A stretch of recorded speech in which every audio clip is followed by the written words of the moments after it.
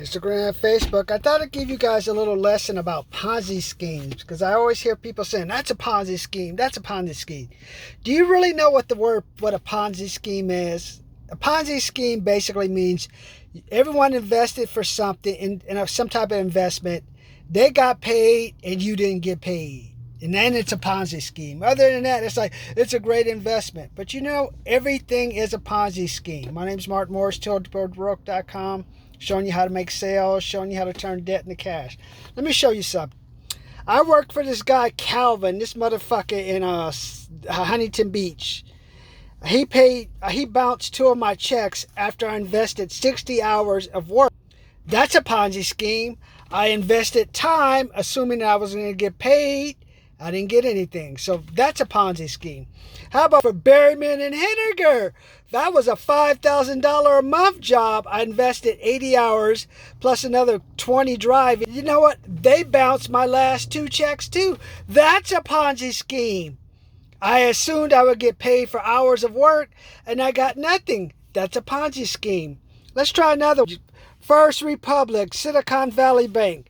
When all these banks go down, if you're a common shareholder, most of the time all your stock gets wiped out and you don't get anything.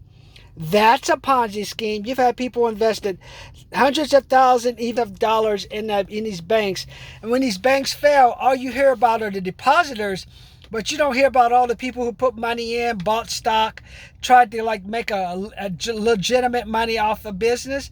They're Ponzi scheme. The biggest Ponzi scheme at all, especially if you're in Compton, San Bernardino, Riverside, Upland, anywhere in Inglewood, not close to the stadium, downtown Los Angeles. Is it Feliz? You buy a house for $500,000, I'm saying, hypothetically, buy a house for $500,000. And you're thinking in 20 years, I will sell that house for $1 million. Possible. But you know what? During those 20 years, what's going to keep happening? Property taxes are going to go up. That house is going to go to shit. The wood's going to deteriorate. The wiring's going to get eaten by the rats. Technology of the house is going to become...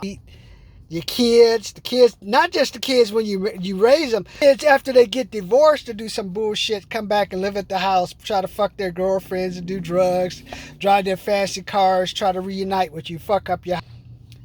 Not counting the asshole neighbor you got to stay 20 years.